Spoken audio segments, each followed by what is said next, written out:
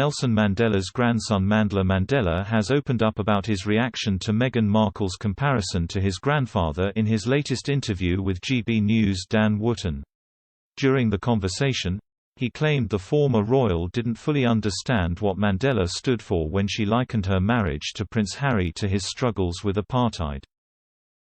She seems to look to Mandela and see some sort of comparison in her journey with his, Dan explained on GB News.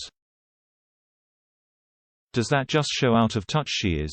Given she's a multi-millionaire actress who married into the royal family to live in palaces.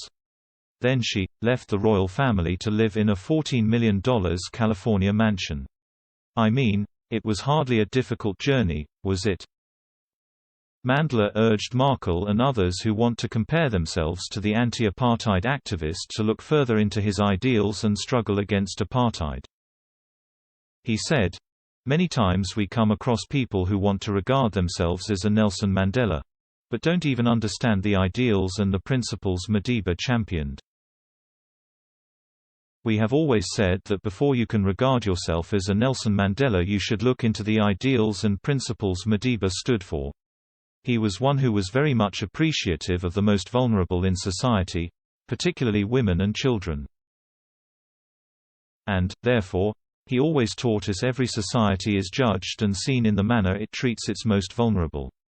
If Meghan wants to regard herself as a Nelson Mandela, she should be able to champion the causes that Madiba represented."